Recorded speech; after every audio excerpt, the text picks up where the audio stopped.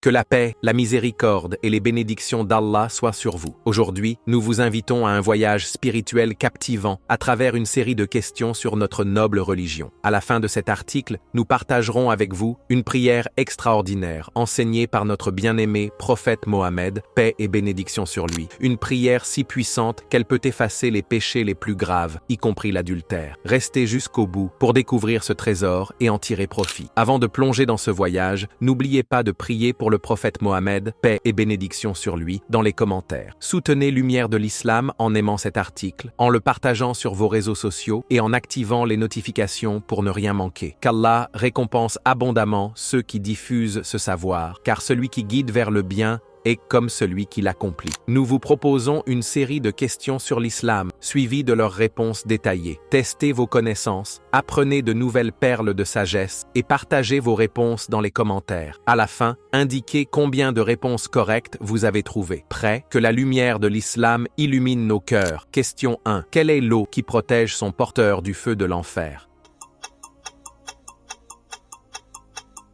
Réponse. Les larmes versées par crainte d'Allah. Ces larmes, nées d'un cœur sincère et d'une âme repentante, sont un signe de foi profonde. Le prophète, paix et bénédiction sur lui, nous a enseigné que pleurer par crainte d'Allah est une cause de protection contre le châtiment de l'enfer. Question 2. Quel mot, mentionné dans le Coran, désigne un des noms de l'enfer?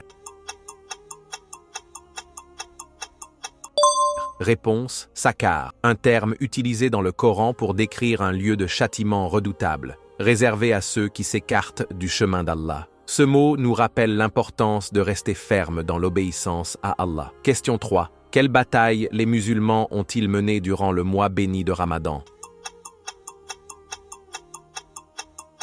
Réponse. La bataille de Badr, une victoire historique en l'an 2 de l'Hégire. Cette bataille, menée sous la guidance du prophète, paix et bénédiction sur lui, a marqué un tournant pour la communauté musulmane, prouvant que la foi et la confiance en Allah triomphent toujours. Question 4. Qu'adoraient les habitants de la Mecque avant l'avènement de l'islam?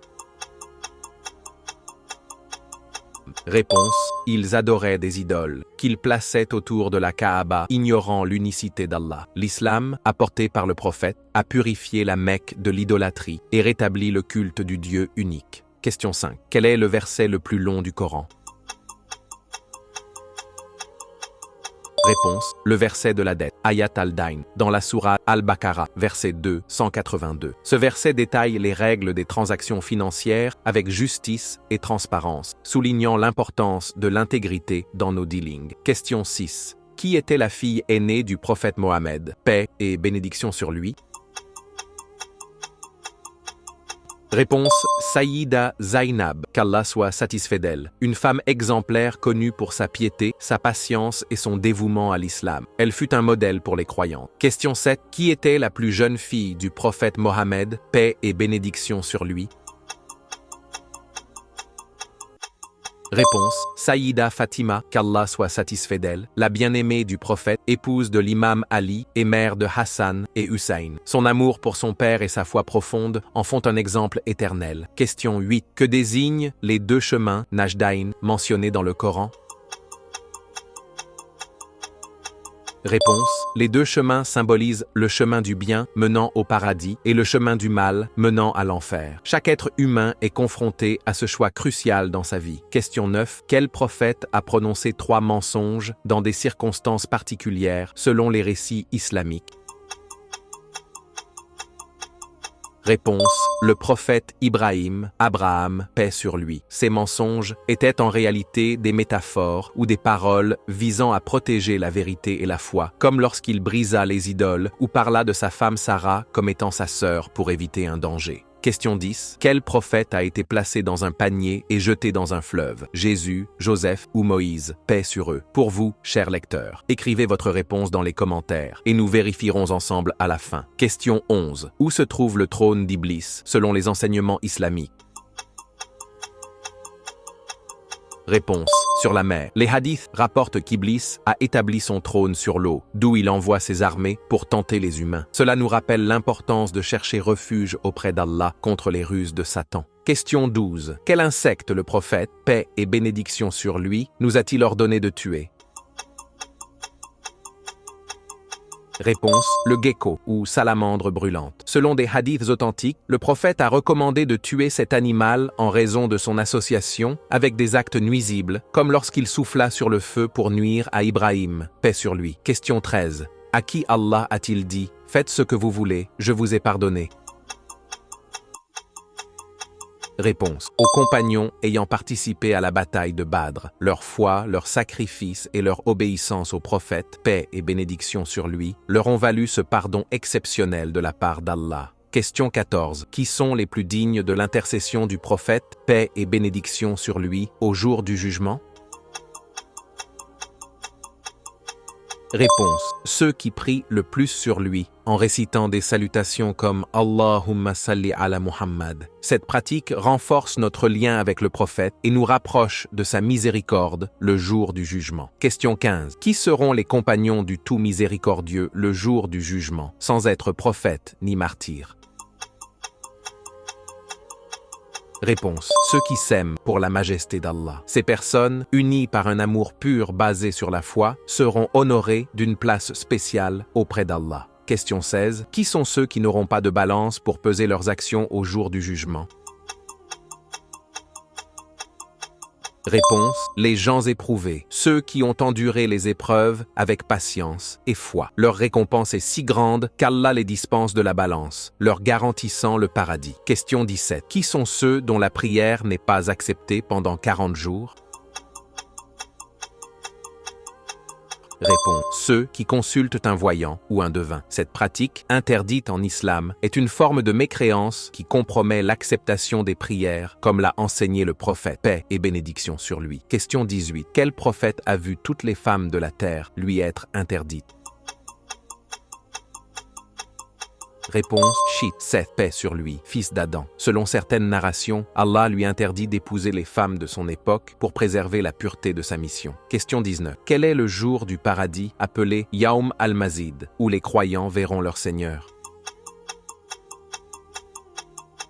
Réponse. Le vendredi. Ce jour béni au paradis sera marqué par la vision d'Allah, un honneur suprême pour les habitants du paradis, comme mentionné dans les hadiths. Question 20. Quel compagnon est lié à la révélation de la sourate Abasa?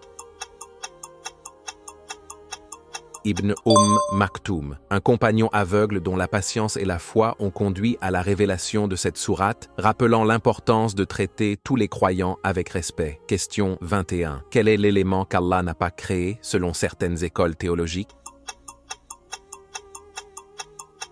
Répond. Le Coran, considéré comme la parole incréée d'Allah, éternelle et immuable, selon la croyance de certaines écoles comme les Asharites. Question 22. Qu'est-ce que l'ihsan, cette excellence dans l'adoration? Réponse. L'ihsan, c'est adorer Allah comme si tu le voyais, car même si tu ne le vois pas, lui te voit. Cet état spirituel élève chaque acte d'adoration à un niveau de sincérité et de perfection. Question 23. Quel compagnon le prophète, paix et bénédiction sur lui, a-t-il surnommé le pur et parfumé? Réponse. Ammar ibn Yassir, qu'Allah soit satisfait de lui. Un compagnon fidèle dont la droiture et la piété ont été loués par le prophète. Question 24. Qu'est-ce que le Zamharir mentionné dans les textes islamiques? Réponse. Le Zamharir désigne le froid intense de l'enfer, un châtiment pour ceux qui désobéissent à Allah, contrastant avec le feu brûlant de l'enfer. Question 25. Où se situent les Araf mentionnés dans le Coran? Réponse. Les Araf sont une barrière ou un lieu intermédiaire entre le paradis et l'enfer, où certaines âmes attendent le jugement final d'Allah. Question 26. Quel compagnon est mentionné explicitement par son nom dans le Coran? Réponse. Zayd ibn Haritha, mentionné dans la sourate Al-Ahzab, verset 37, un honneur unique pour ce compagnon bien-aimé. Question 27. Quelle position de sommeil Allah déteste-t-il?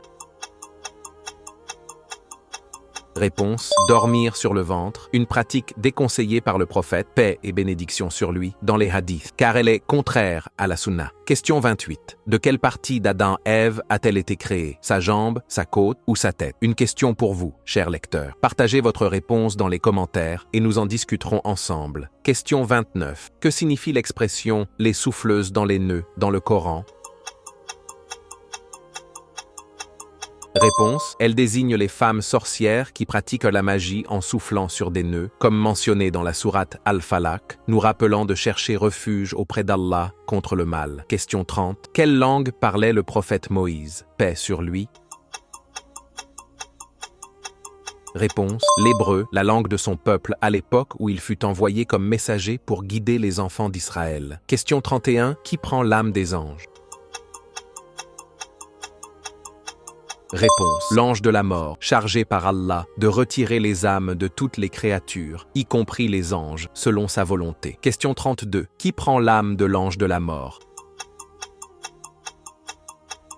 Réponse. Allah, le Très-Haut, le Créateur suprême, qui détient le pouvoir ultime sur la vie et la mort de toutes ses créatures. Voici au moment tant attendu, la prière qui pardonne les grands péchés, y compris l'adultère, comme enseigné par notre prophète Mohammed, paix et bénédiction sur lui. Cette prière, appelée Salat al-Tasbih, la prière des glorifications, est un trésor spirituel. Selon un hadith rapporté par Abu Daoud et d'autres, le prophète dit à son oncle Abbas ibn Abdul Muttalib: « Ô mon oncle, veux-tu que je t'offre un cadeau précieux? Veux-tu que je t'enseigne une pratique qui effacera tes péchés, les premiers et les derniers, les petits et les grands, les intentionnels et les involontaires, les cachés et les apparents? Accomplis 4 rakas. Dans chaque raka, récite la Fatiha et une sourate. Après la récitation, alors que tu es debout, dis Subhanallah, Alhamdulillah, La ilaha illallah, Allahu Akbar, 15 fois. En ruku, inclinaison, répète cette formule 10 fois. Après t'être relevé du ruku, répète-la 10 fois. En sujud, prosternation, répète-la 10 fois. Entre les 2 prosternations, répète-la 10 fois. Dans la deuxième prosternation, répète-la 10 fois. Enfin, après t'être relevé, répète-la 10 fois. Cela fait 75 glorifications par raka, soit 300 pour les 4 rakas. Si tu peux accomplir cette prière chaque jour, fais-le. Sinon, fais-la une fois par semaine. Sinon, une fois par mois. Sinon, une fois par an. Sinon, au moins une fois dans ta vie. Ce hadith montre que Salat al-Tasbih, même accompli une seule fois, peut purifier le cœur et effacer les péchés, qu'ils soient mineurs ou majeurs. Quelle opportunité bénie pour se rapprocher d'Allah et chercher son pardon. Chers frères et sœurs, combien de réponses correctes avez-vous trouvé parmi ces 32 questions? Écrivez le nombre dans les commentaires et partagez vos réflexions. Abonnez-vous à Lumière de l'Islam, activez la cloche de notification et continuez à nous suivre pour d'autres contenus enrichissants. N'oubliez pas de prier pour le prophète Mohammed, paix et bénédiction sur lui, dans les commentaires. Que Allah récompense et pardonne à tous ceux qui partagent ce savoir pour répandre la lumière de l'islam. Que cette connaissance nous guide vers le droit chemin et nous rapproche du paradis. Paix, miséricorde et bénédiction d'Allah sur vous tous.